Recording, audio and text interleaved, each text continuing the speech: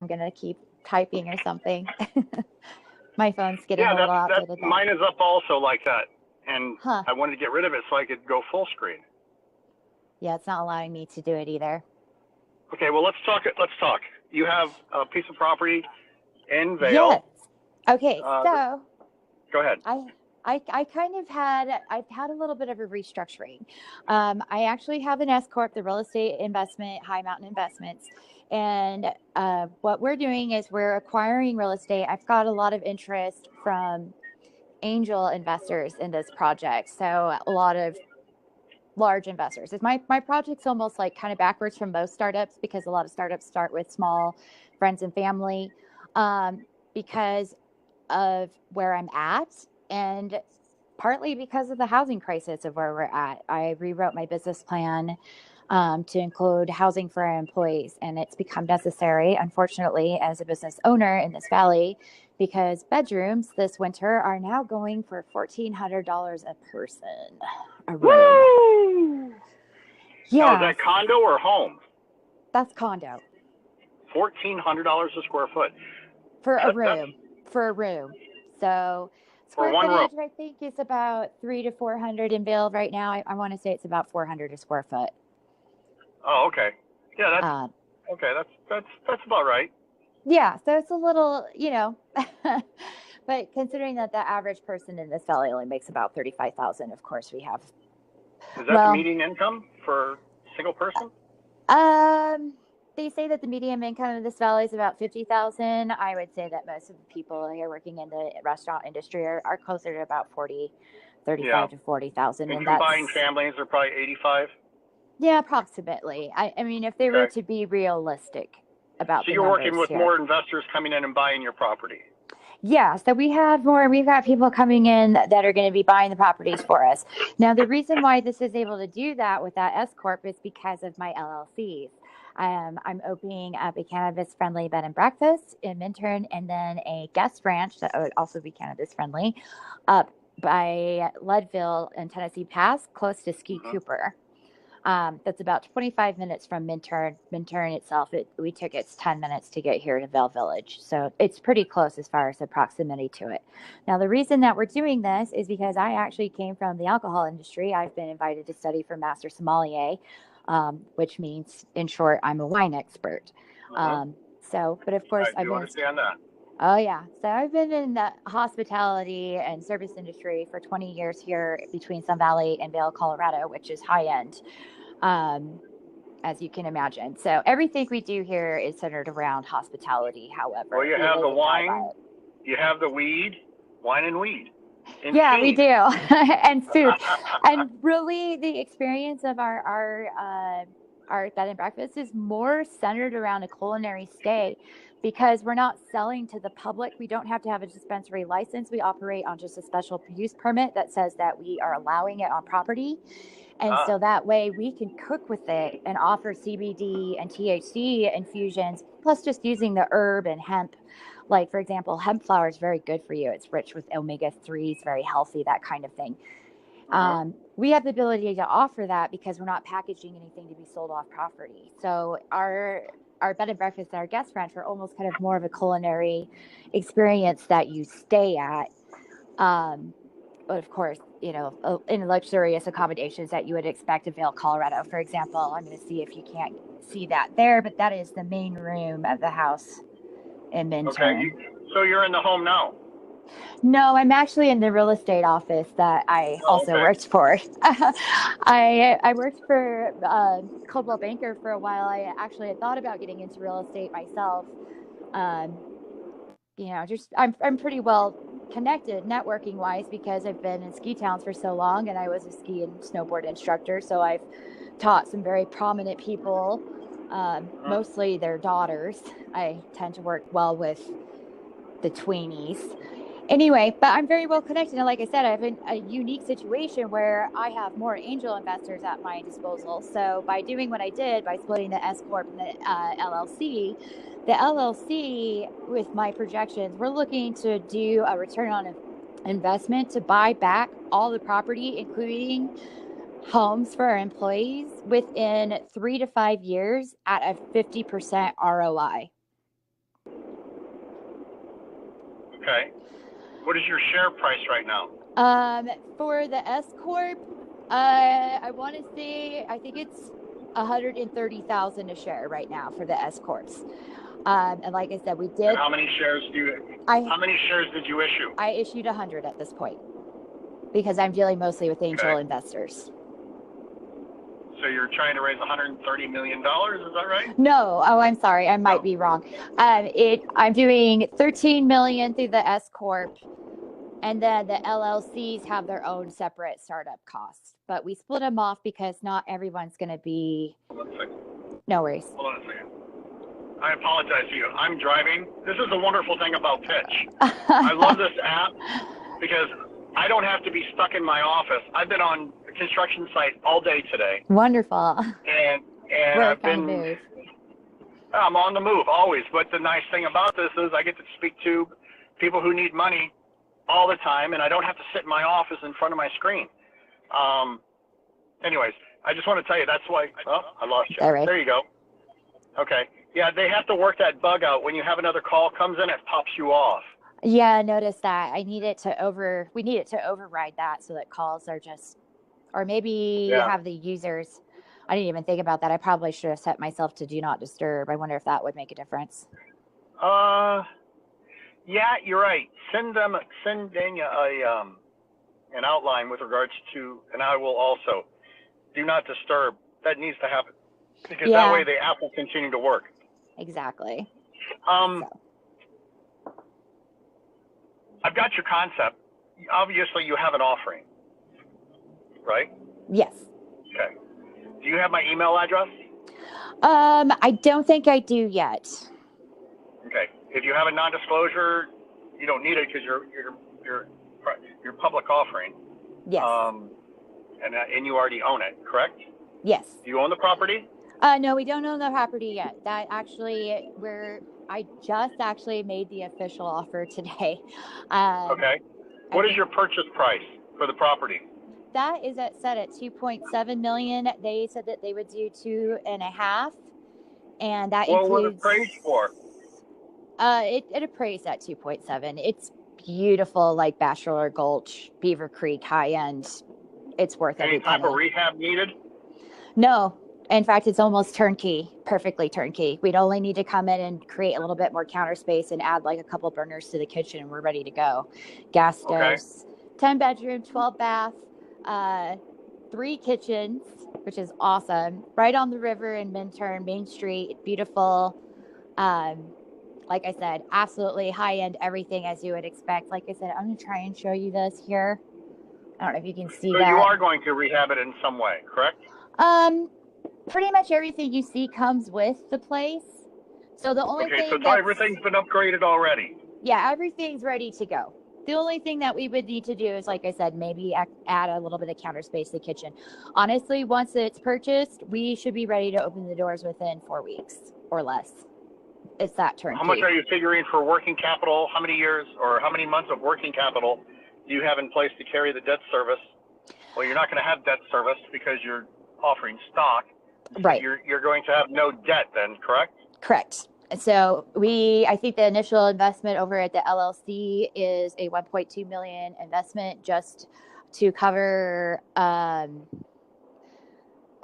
year's worth of costs, including salaries and everything else, careers expenses, costs, food, everything. And then, of course, some initial things that we will have to buy. Obviously, we'll have to buy like linens and then some specialized decor to make it feel more like it's ours. But but upkeep and cleaning. Yeah, but he's already agreed to leave everything in there. It will come purchased with all the furniture. He said if there's anything that's personal, like artwork that he said that's personal, what he'll do is he'll take that, but he's going to replace it with something comparable. So this place is turnkey as it gets, which is amazing. Why and another reason why we have this property targeted. And how much money do you have in commitment already? Like I said, I don't know for sure. I've just put out the offer. Kevin Harrington and Hawk Mulata are the other two that I have pitched to. So they've been patiently waiting to see what I came up with. But I have my lawyer that helps me out with like the PPM contracts and stuff. And then my CPA had ended up strongly advising me to split into the LLCs, because then this way it gives people to be very distinct, especially for the investors. Like, they're involved with the real estate, the S Corp, they know they're getting their 50% ROI, and then they can either, because we've already been approached to expand to Steamboat, which is something we're putting down the road. We want to open up this place and the other place first, and then look at other properties. Who suggested for you to expand already before you have your first property? Well, my real estate agent actually has a guy in Steamboat that was going to open up a bed and breakfast, and he has a property that's not actually on the MLS, but it's a pocket listing. And the guy was going to let him do it and everything, but when he found out that he would have to do things like, get a special use permit, the guy's like, nah, it sounds like too much work. I don't want to do that. So, well, why don't you do a land lease with him and put it in the portfolio immediately? Lease it from him. We've kind of been talking and kicking some ideas around, but right now, because it's not in danger of being sold, really, we're kind of focusing on trying to acquire the property that is for sale, especially with Christmas coming. We'd like to, And you're at that location also? I'm in Vail right now, so I don't know. Vail, you said you're from Vail. Yeah, the one is actually in Minturn. Have you been to Minturn yet? No, I have not. It's just a little town that's stuck right behind Vail, and it's actually famous for, they call it the Minturn Mile, which is a backcountry ski run that shoots you and puts you right down at the, right into the town. It's actually a real estate hotspot too. The guy that owns the not the little house, sorry, the house at the end of that trail is another angel investor, and another possible one of our angel investors too. So, one more question. How much money do you have involved in this right now? Did you pay for your PPM? Yeah, I've got him contracted out and whatnot. So he's actually, I personally don't have like tons of money saved up or anything. I just happen to be the brain with really good ideas and great connections. And how many shares are you going to retain for your ownership when you achieve your total sale of the shares that you're going to sell? For myself. How many shares are there, and how many are you going to hold yourself? There's 100 shares, and as far as the S Corp goes, I may not hold any, because really the real estate S Corp, it's in it. We know that from most real estate investors that we've talked to, that most of them want to be in and out of a deal within like 3 to 5 years, and that's what we're aiming for, to give them that ability, so that they're coming in. Let's just say you invest in $2 million. We're going to give you back 3, and we're going to do it as quickly as possible. Okay. And we do know that this business is lucrative, because there is an existing bed and breakfast down in Denver. I have visited it. We did talk about possible franchising. They're not really organized enough to do that, but they would be organized enough to partner with, so that if people wanted to stay a night in Denver, they could do so through booking with us. Their numbers off of 2017, they were booked off of 6 rooms. They're pulling $110,000 a month. And we have more offerings as far as like our packages go and stuff. They don't have the full culinary experience that we're offering. What do you believe your occupancy will be, and what is the peak of your occupancy going to be the winter? It generally is, but if I don't know how much you've been up in this area, but we are experiencing less and less off season. If we base ourselves off of the Denver one, I really don't expect it to never. I expect we'll be at 100% occupancy, because the thing that makes us so unique is in Colorado, we have, if you just walk down the road and you smoke a joint, or you're just walking around with a joint in your hand, technically that's an open container. It'd be like walking around with a glass of alcohol. You can't do that. Now, the other problem is if you're staying in a hotel or everywhere else, even bed and breakfast is, because of the Clean Air Act and most of the complications of having it be 21 and over, and people don't want to cut off families, there is nowhere as a guest. Now, you can come from out of state and legally buy your pot, but you can nowhere legally smoke it unless you are staying in a private residence that allows you to. So we have over 2 million people coming to the Videl Valley and no cannabis friendly accommodations. That's a good marketing ploy. I like that. Yeah, we would be the only one within a 2.5 hour radius. And will you have your liquor license also? Full liquor? Yeah, We probably will, as long as Minturn approves it. But honestly, I'm not concerned about that as much. I'm more looking to do wine and beer, especially since Vail Wines has offered to work with us, so we would have our own label and whatnot. So Minturn seemed pretty open to giving us a license, though, since we're not technically open to the public. You have to have a reservation. You can't just walk in. Yeah, you're 10 rooms, right? Yes. So you're going to be more of a boutique. It is on that property. Yeah. Now, the guest ranch up in Tennessee Pass, we're actually building. I don't know if you've ever seen Tree Masters, but we are doing Tree Master style, like tree houses up there. So we'll have 10 rooms in the trees, and then we'll have about 7 rooms in the main house. And then we have a whole guest cabin that's like a 1-bedroom guest cabin. And then a yurt that people can rent. So there's about 20 different room options up at the ranch. And then, of course, because it's a guest ranch, we will also have horses and motorcycles and that kind of thing. So they have toys they can rent and spend money on as well. Mm-hmm. And pretty much they just get to sign their life away. All at your own risk. I like your concept. I'd like to see your outlay, your outline. Absolutely. I've got business plans for all 4, and each is a little bit separate. So if you go into the LLC, then you'd be a member, and you'd be looking at equity and profit sharing. But our both of the LLCs are written to repay back, basically repayments priority, and nobody's doing like profit sharing until we get our stuff paid. And that kind of is our profit sharing, because we're purchasing their forever home so that we as a business know that we're going to survive and be able to keep the people in the valley. Because last year, rooms were going for $1,000 to $1,200. Now it's $1,400 this year. What's it going to be next year? And a large part of this problem is because housing's so limited in our valley anyway. And then the emergence of Airbnb, all the homeowners are like, why the heck would I rent to a local when I can make 5 times as much money on Airbnb? So we lost about 350 houses to Airbnb, which unfortunately in our small valley has been a huge impact. Uh-huh. So we just figured, what? We can't depend.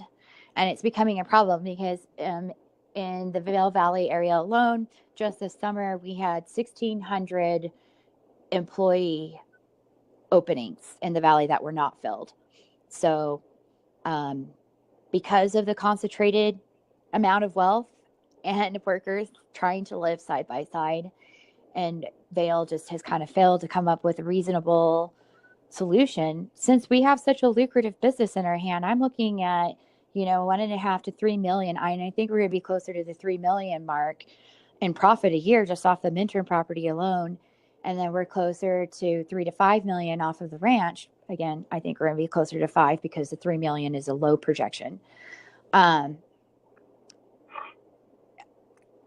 Why not invest in this? Because investing in employees, it keeps us from having turnover. It allows us to be able to make sure that people are able to stay year round, and we don't have to worry about the landlords, because that is the biggest issue in our valley right now, unfortunately. Right. And for at $1,400 a room, I believe I would need to pay you approximately $50,000 a year minimum just to be able to pay your rent and your food and your gas and stuff like that. And that's just, it's not reasonable. I can't be, as much as I'd love to pay my housekeepers $50,000, it's really not reasonable, Right. So, and then, like I said, there's no guarantee that they're even going to get the housing until they start. We need to really, what this valley needs to do is start building homes for the average worker. But the problem is all the money's in the money. Right. So everybody builds big homes for millionaires. That's empty 90% of the year. So it's a real problem. Where's the labor going to live? Exactly. Well, I have a project right now. I'm doing 78 affordable houses, that is, 0 lot line, gated community, takeout price, $175 to $250. If you can rent, you can own. And what I've done is I've created a model so it's affordable, which means everybody will be able to own it. That's I have friends that are doing multi-million-dollar projects. This is my cost is about $5 to $7 million, depending on what city and what my land cost is. but I'm still making $3 to $5 million profit. But I'm building affordable living, and I also get a lot of tariffs from the cities. That's awesome. I wish Yeah. our idea of affordable living up here was, first of all, you had to make a $70,000 income to qualify, which as an executive chef, our executive chefs up here are making about 65. And working at the high end, there's about one restaurant in town that you might be able to make enough money at, and that's Sweet Basil, because it's super high end fine dining. Yeah. But 70,000 is not reasonable, and the homes were still going for $400,000 a piece, and that was for modular homes. Wow. And what is it? Land cost? What's land cost per quarter acre go for? Betsy, sorry, excuse me. I'm actually with my real estate agent right now. Sure. Do you know what the land cost? I'm sorry, say that one more time. You said land cost per what? For a quarter acre. Per quarter acre is here in Vail, in the valley. Do you know what? It's a lot. She's saying a lot. Great answer. I know that answer. Our average valley listing right now is 1.1 million. But our equity increase is insane. We've seen a 15% increase in equity since last January. And our mortgage companies are predicting a 35% increase in equity in the next 5 years. Nice. So we've got a little fail-safe here. If we are absolute dum-dums and can't make this cannabis thing work, which, like I said, I think you'd have to be a dum-dum not to. I love the twist with cannabis and the food and the well, it's a sommelier art. It really is. Yeah, I don't smoke. I used to when I was a kid, but I stopped that when I became an adult. And that's when my life changed for the best. Yeah, well, we didn't really know much about it before it was legal either. And I think a lot of the strands and everything else make a huge effect on people and stuff. Like indicas will make you stupid, That's probably what I smoked a lot of when I was young as a kid. But they don't recommend it before you're like 25 because of brain development anyway.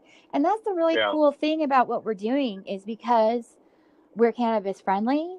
Let's just say you're coming from out of state and people because we know from talking to the one in Denver that there is no age demographic on their visitors. They get everybody from the 21-year-olds, because of course both properties be 21 and up only, all the way to the elderly. And what we can do is, because of packages and because we're not selling to the public again, and that's very important, I can do like a medical introduction package where you're getting things that are not necessarily getting you high, but you can try a few little samplings of like a CBD patch or maybe a CBD oil or cream, or one that is like, for example, I have arthritis in my hands because I was a craft cocktail bartender and worked mostly with wine, which meant that for 20 years, my hands were in a constant claw and it gave me arthritis. So I do use a CBD and THC extra strength kind of like mentholated cream on my joints. And as long as I stay regular with that, I don't even notice that I have it. It's amazing. That's fabulous. Seriously a miracle worker. Now, THC, of course, they're showing that THC does kill cancer cells. And it's really helpful for pain. I used it after my foot surgery. I had a bunion removal, so they sawed the bone in half and cut that thing off. It was very unpleasant, but I used ibuprofen and THC for my painkiller. I didn't use opioids at all. Well, I totally believe in cannabis for medical purposes. Absolutely. Yeah. People who have migraine headaches, people who can't sleep, people who can't relax. I have a friend right now. He's going through cancer. Esophageal cancer, and it's calmed him, which is wonderful, and it's eased the pain.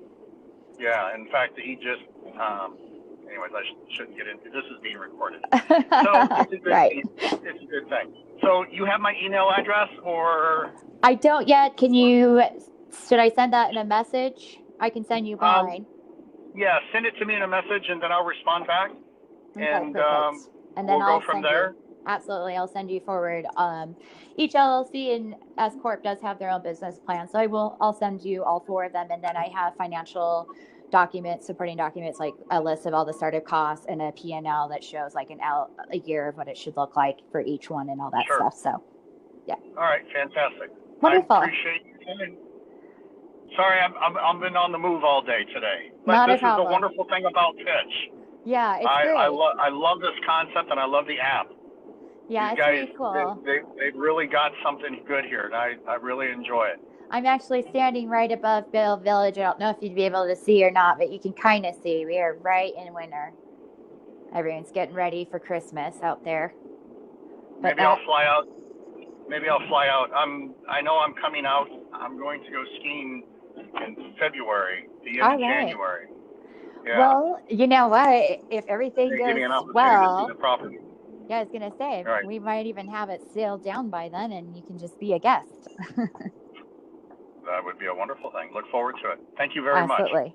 All right, wonderful. We'll talk soon. Bye, C. Bye. Okay, how do I end this?